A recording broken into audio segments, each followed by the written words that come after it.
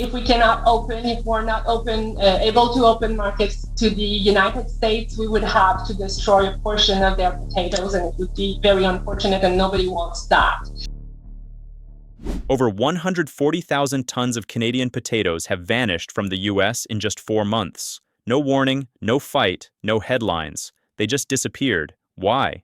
On April 2nd, Washington quietly slapped a 35% tariff on Canadian potatoes. Suddenly, a $22 bag costs $30. A plate of fries that used to be $3.50 that now costs $5.25. And while Americans are paying more for soggy fries, Canada's Prime Minister didn't argue.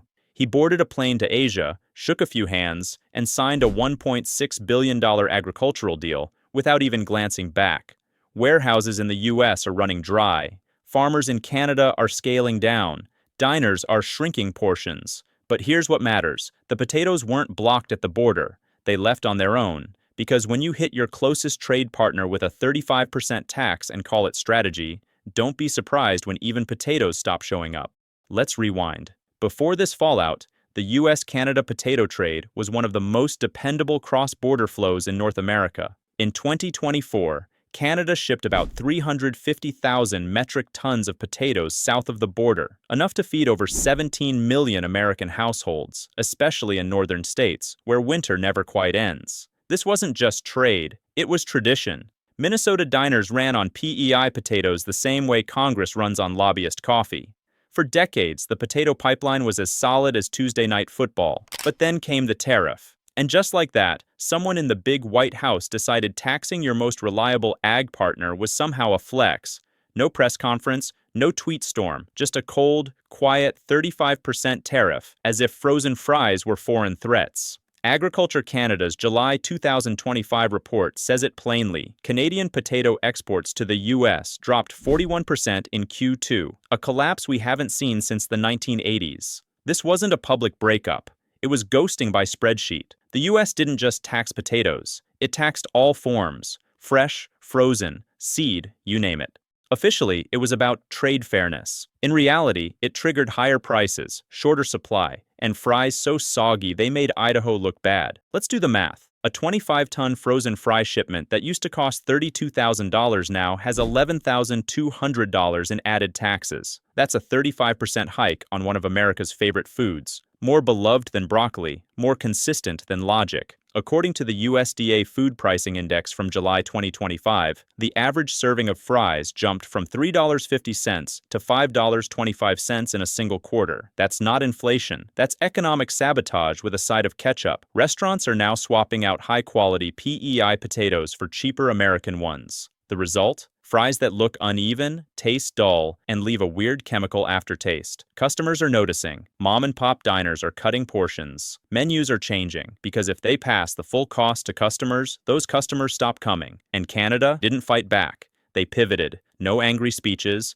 no tit-for-tat tariffs. Just a calm, calculated shift. Canadian processors like McCain and Cavendish started scaling back U.S. shipments. Contracts shrank. Cold storage in Prince Edward Island, New Brunswick, and Alberta started emptying. According to Statistics Canada's July 2025 farm update, mid-sized farms cut planting by 15% to 25%. Not because of weather or pests, but because demand dried up. Meanwhile, U.S. importers were left scrambling. Forced to buy lower-grade domestic potatoes, they faced uneven supply, unpredictable shelf life, and complaints. According to the USDA's July 2025 outlook, restaurants in Minnesota, Wisconsin, and Michigan reported a 10% to 18% drop in fry quality satisfaction. One diner, regular in Eau Claire, Wisconsin, said it all. "I paid $5 for fries that tasted like wet cardboard. I used to come here twice a week. Now, I bring lunch." He's not alone. Fast food joints across the Midwest are seeing a noticeable dip in traffic, not because of calories, because the fries just aren't the same. "We didn't change suppliers by choice," said a franchise owner in Duluth. "We changed because our Canadian trucks stopped showing up. Customers noticed within a week, and they didn't come back." Big chains like McDonald's and Wendy's can muscle through, but smaller places? They're bleeding. One Fargo diner owner told the Minneapolis Star, "We used to do 3 plates of fries for $10. Now we can barely offer 1.5. Our margins didn't shrink. They vanished." This isn't just about fries. It's about system shock. A single policy decision from a quiet D.C. office sent ripple effects from PEI tractors to Midwestern diners. While Washington flexed with a tariff stick, Ottawa picked up a calculator and a map. Instead of retaliating, Canada restructured. Processors shifted to local grocery chains and co-ops. Farms retooled for retail packs. Exports were rerouted or paused entirely. According to Agriculture and Agri-Food Canada's July 2025 review, Canadian retail prices stayed stable, $4.50 to $4.99 per bag, while U.S. prices surged. Even better, Canada turned surplus into support. Food banks in New Brunswick and Manitoba received more than 12,000 tons of redirected potatoes in Q2 alone. That's according to Food Banks Canada's July 2025 Impact Report. To Canadian families, saving $5 a week on local potatoes meant room for milk, eggs, and bread. No drama, no threats, just economic common sense. Because when your best customer taxes your product like it's poison, you don't beg to come back. You find better customers. And that's exactly what Canada did. Since late 2024, Canada's been forging new agricultural partnerships. According to Global Affairs Canada's July 2025 trade brief, the government signed a $1.6 billion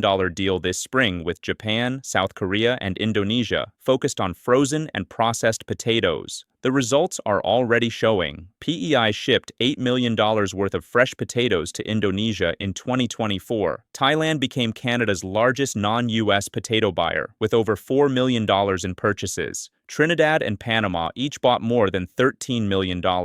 And it's not just exports, it's infrastructure. In Charlottetown, a freezing plant signed a deal with a Japanese distributor and added a new production line. That meant 45 full-time jobs, more local purchases, and even sales of ugly Grade 2 potatoes that used to be livestock feed. This isn't revenge, it's resilience, because Canada learned something from this tariff tantrum. If your biggest market behaves like a loose cannon every election cycle, you're not a supplier, you're a hostage. But even as Asia hands over the keys, Canada still faces real hurdles. According to Agriculture Canada's July 2025 Export Logistics Review, shipping to Tokyo or Jakarta costs 20% to 35% more per ton than trucking to Buffalo. And despite free trade agreements, South Korea still hasn't approved fresh Canadian potatoes due to quarantine rules. So right now, frozen fries are getting through.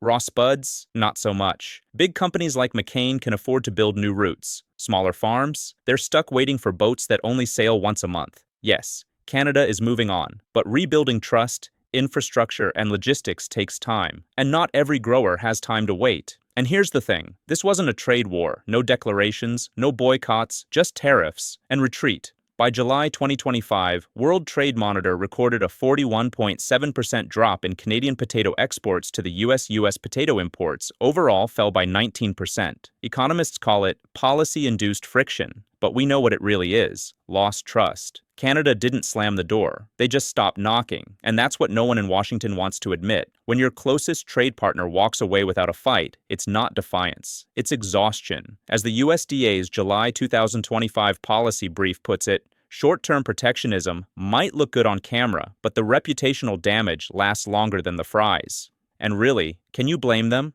If you're told for decades you're a trusted partner, but then get taxed like a threat the moment politics shift, eventually, you stop showing up. Because trust doesn't need to be broken loudly. Sometimes it just fades between dark warehouses, cold fries, and empty tables. So what do you think? Will Canada ever come back to the table? Or was this the quietest breakup in North American trade history? Leave your thoughts in the comments below. And don't forget to hit subscribe so you don't miss the next time someone taxes trust and calls it strategy.